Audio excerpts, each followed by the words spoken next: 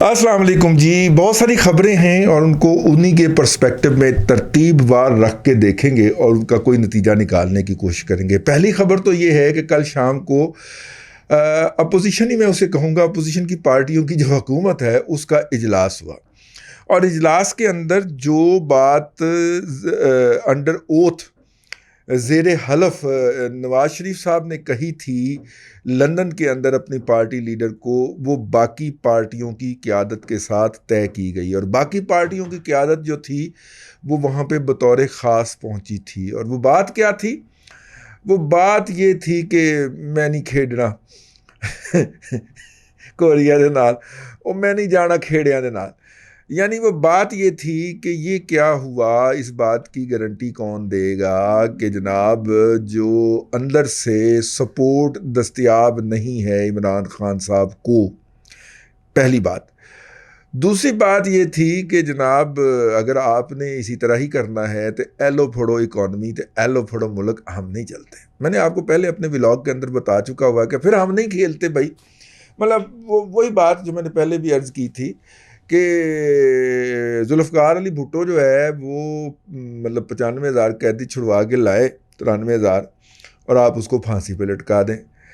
नवाज शरीफ जाके कारगिल से आपको रेस्क्यू करे छुट्टी वाले दिन, जिस दिन मतलब कि उनका यौम आज़ादी हो, यौम जमहूरिया या यौम आज़ादी जो भी होता है 4 जुलाई को अमरीका का, और आप उसको मतलब कि मोदी का यार और कारगिल सरेंडर करने वाला इल्ज़ाम लगा के उसको अंदर कर दें ताकि आपसे पूछा ना जाए कि मतलब कि उसके अंदर जो खला रह गए थे उसकी प्लानिंग के अंदर वो क्या थे, ताकि आपसे ये पूछा ना जा सके।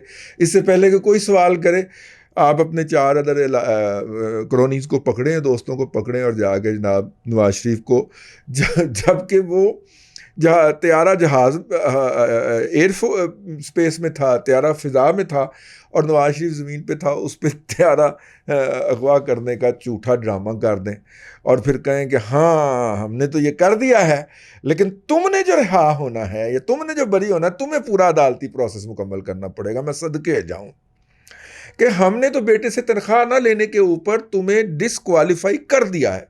डेयर डेवल दुनिया की आईनी और अदालती तारीख के अंदर हमने कानून का ज़बरदस्ती कत्ल कर दिया है, हमने आइन के साथ जना कर दिया है। हाँ, अब आप जो हैं वो ऐन आइनी और कानूनी तरीके से अपने आप को बरी कराओगे, आप उस पूरे प्रोसेस में से गुजरेंगे। वैसे यार ये बड़ी कमाल की बात है कि भाई अगर आपने कोई गलत काम किया है तो उस गलती का जो उपाय होगा उस गलती को अनडू करने से होगा। ये नहीं होगा कि नहीं जनाब ये बाकायदा आप एक जो लीगल प्रोसीजर है, आपने जो काम किया है वो लीगल तरीके से किया है।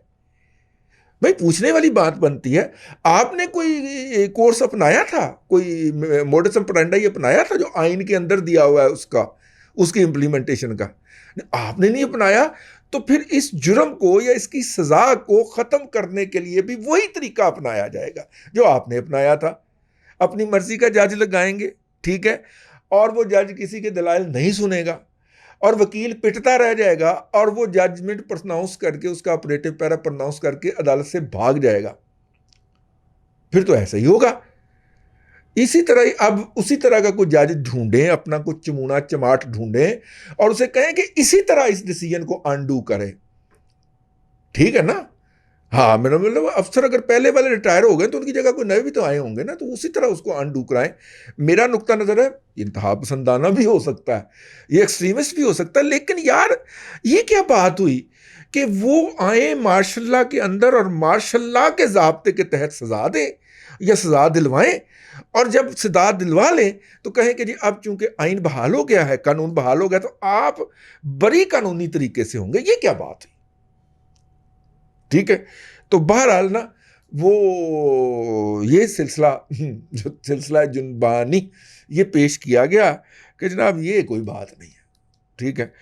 फिर सुना है कि अंदर खाने को अंडरटेकिंगें हुई हैं, बैरूनी लोग भी शामिल हैं, चाचू के विज़िट जो हैं उनको नज़र रखें वो कहाँ कहाँ के हुए हैं, और वो खैर वो भी शामिल हुए उसके अंदर।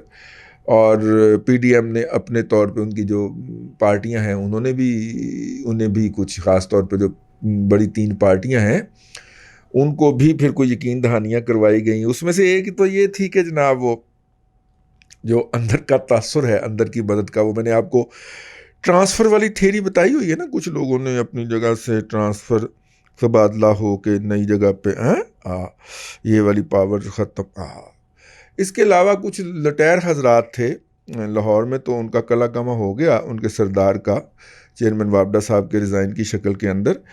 कराची में भी कुछ इस तरह की मखलूक पाई जाती है, और मेरा ख्याल है कि करीब अगले 24 घंटे में या 48 घंटे में आप सुन लेंगे कराची में इस तरह की एक बड़ी मखलूक जो है वो अपने ओहदे से इस्तीफ़ा दे के घर चली जाएगी, तो पढ़िएगी।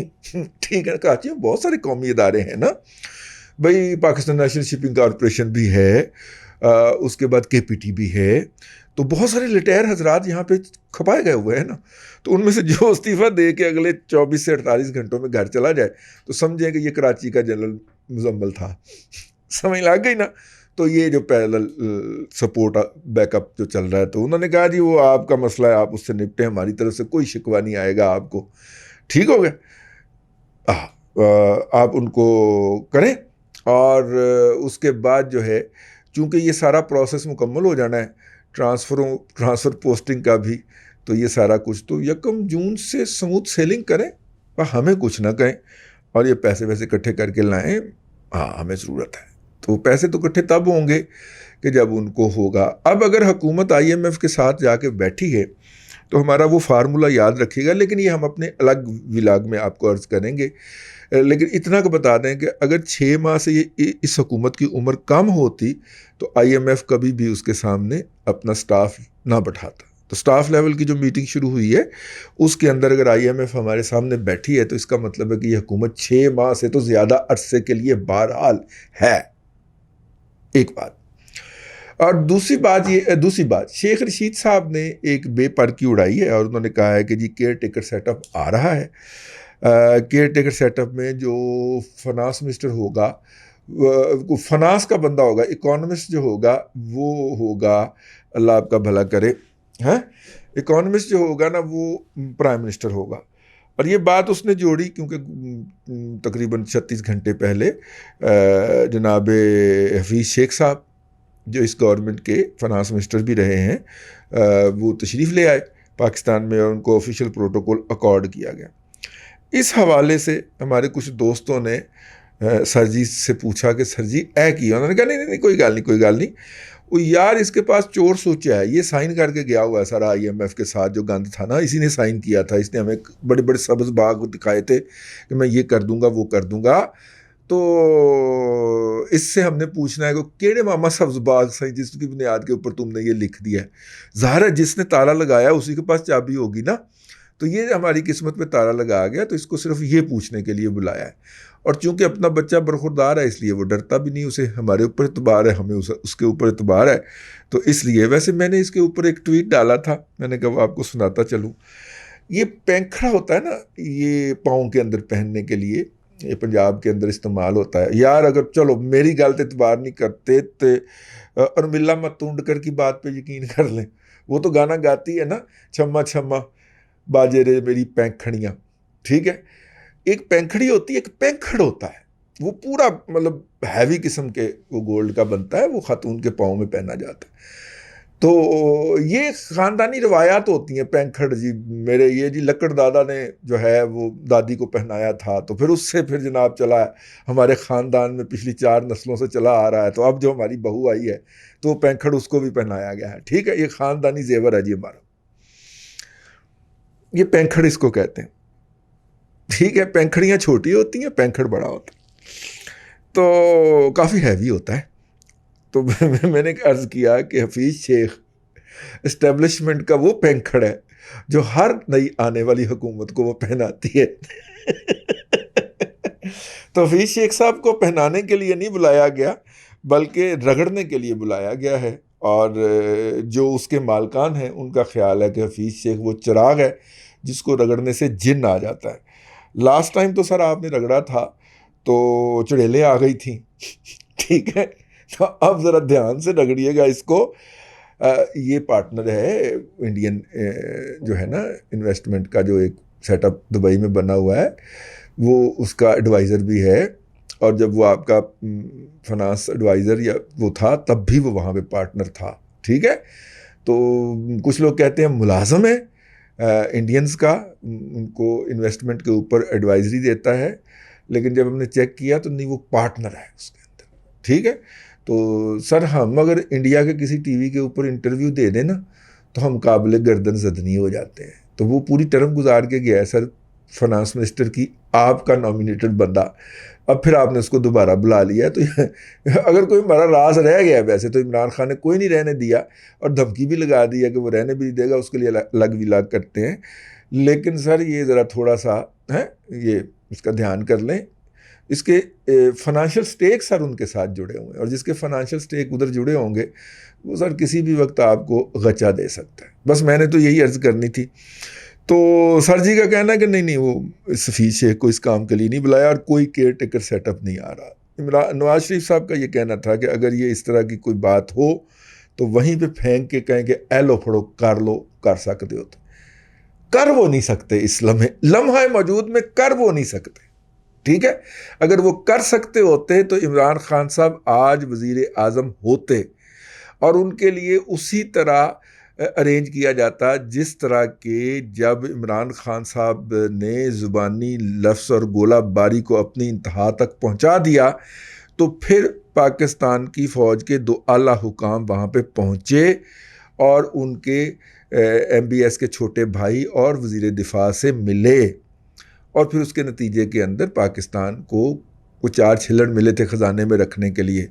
इसी तरह जब PTI की सोशल मीडिया टीम के भोंकों ने कतरी की रट लगाई, तो फिर वहाँ पे भी पाकिस्तान की फ़ौज के 2 आला हुकाम पहुँचे और उनको राज़ी किया कि वो ना सिर्फ के पहले वाला मुआहदा कंटिन्यू करें जिसके ऊपर मदर ऑफ़ ऑल स्कैम कह चुका हुआ था शीदा टली, और जनाब कतरियों के ऊपर अनगिनत इल्ज़ामात लगा चुका हुआ था, उसको भी नज़रअंदाज करें और उसकी बजाय एक और कॉन्ट्रैक्ट हमें दे दें। वो पूरा कॉन्ट्रैक्ट हमें नहीं मिला, वो साल के अंदर 9 महीने की गैस सप्लाई का मुआहदा है, और उनके और उसके लिए भी आपको 6 माह पहले 5.5 माह पहले ऑर्डर प्लेस करना होता है कि जी 6 माह बाद हमें इस महीने के इन दिनों में इतनी गैस चाहिए होगी। वो चूँकि 6 माह से पिछले हरामखोरों ने कोई काम ही नहीं किया हुआ था, कोई इस तरह की प्रपोज़ल लिखी नहीं हुई थी, बल्कि इवन जो उधार तेल हमें मिलना है डेफर्ड पेमेंट के ऊपर सऊदीया से, उसके लिए डॉक्यूमेंटेशन भी पूरी नहीं की हुई थी। तो वो रायत कहाँ पे हम इंजॉय कर रहे होते जो बाज़ार कागजात में एग्जिस्ट करती है लेकिन अमली तौर पे उसका वजूद नहीं है। तो ये है जी सूरत हाल। अब अगर वो ये सारा कुछ करने के बाद अगर मामला चल चुकते तो वो चला रहे होते, नहीं चल रहे थे तो फिर ही मेरा मतलब है कि ठुड्डा मार के बाहर निकाला है ना, बिल्कुल उस तरह जिस तरह MBS ने चलते जहाज तो ठुड्डा मार के बाहर कढ़िया सी, उस तरह अब्बे ने भी ठुड्डा मार के निकाला है। अब वो जो मर्जी कहता रहे और जो मर्जी चिल्लाता रहे, मुझे तो उसकी बात के ऊपर कोई असर होता नजर नहीं आ रहा। मेरी बात आखिरी बात, और वो मेरी बात 20 तारीख से 31 मई तक ट्रांसफ़र पोस्टिंगें मुकम्मल और उसके बाद नॉर्मलाइजेशन का आगाज़। जहाँ तक बात है कि डॉलर 200 की तरफ क्यों बढ़ रहा है, तो एक बहुत आला ओहदे के ऊपर मुतमक्कन एक साहब से मेरी 3-4 माह पहले जब इमरान खान के जाने की कोई बात सामने नहीं थी, मुलाकात हुई थी, तो उन्होंने कहा था कि जिस तरह हमारी इकॉनमी जा रही है, IMF से उस वक्त हमारा एक मुज़ाकरात होने थे जो बाद में कैंसिल हो गए। तो उन्होंने कहा अगर तो IMF के साथ हमारे मुज़ाकरात कामयाब हो गए तो डॉलर 220 के ऊपर रुक जाएगा, वरना डॉलर 250 पे गया। और उसके बाद होने वाले मुज़ाकरात जो थे वो IMF ने मुलतवी कर दिए थे, हमने नहीं किए थे, IMF ने मुलतवी कर दिए थे। तो इसका मतलब है कि डॉलर कहीं 200 प्लस के ऊपर जाना है IMF की कंडीशनैलिटीज़ को अगर हमने मीट करना है। और IMF की कंडीशनैलिटीज़ को क्यों मीट करना है? क्योंकि हमारे तमाम दोस्त अहबाब भाई जो हैं उनका ख्याल है कि अगर IMF का ठप्पा हमारे अकाउंट के ऊपर नहीं होगा तो इसका मतलब होगा कि हम वो पैसे ला के खा जाएंगे, क्योंकि पिछले हुक्मरान जो हैं वो हर जगह पे जाके यही तराना पढ़ के आए हैं, तो खा जाते हो तो हम खा जाएंगे। ठीक है, तो लिहाजा IMF का ठप्पा ज़रूरी है। IMF का ठप्पा ज़रूरी है तो डॉलर को 200 से ऊपर जाना ज़रूरी है, भले आपका और मेरा इसके ऊपर कचूमर निकल जाए। लेकिन हुकूमत क्या कर रही है कि वो तजाहिल आरफाना से काम लेते हुए इसको स्लिप होने दे रही है कि हम तो कुछ नहीं करके गए, जो धक्का लगा के गए हैं उसी ज़ोर में वो आगे बढ़ता जा रहा है, तो बढ़ने दें। ये जो 200 रुपये का लेवल टच कराना है ना इंटरबैंक मार्केट में, मुझे लगता है कि ये भी उन कंडीशनैलिटीज़ के अंदर शामिल है। 220 तक तो शायद ना जाए, लेकिन 200 तक तो जाएगा और चला गया है। ठीक है, बस जी आज के लिए इतना ही। अल्लाह आपको आसानियाँ अता करे। आखिरी बात, हुकूमत कहीं नहीं जा रही। ठीक है, IMF के साथ मुज़ाकरात शुरू हो गए हैं। कल शायद बिलावल भुट्टो ज़रदारी की मुलाकात भी हो जाएगी एंथनी ब्लिंकन अमेरिका के वज़ीर ख़ारजा के साथ, और उसके बाद जो है चीज़ें जो हैं वो जौहरी तौर पे उनमें तब्दीली आना शुरू हो जाएगी। और हो सकता है, मेरा ख़दशा है, मैं ख़दशे की बुनियाद पे कह रहा हूँ, कोई ख़बर नहीं है, एक दो बयानात इस तरह के गुजरे हैं मेरी नज़र से, हो सकता है कि जनाब इमरान खान साहब लॉन्ग मार्च कैंसिल कर दें। क्या इस मुल्क में कुछ भी हो सकता है। अब तक के लिए इतना ही जी, कल फिर मुलाकात अगले व्लॉग में होती है। अल्लाह आपको आसानियाँ अता करे और आसानियाँ खल्क़े खुदा में तकसीम करने की तौफ़ीक अता करे।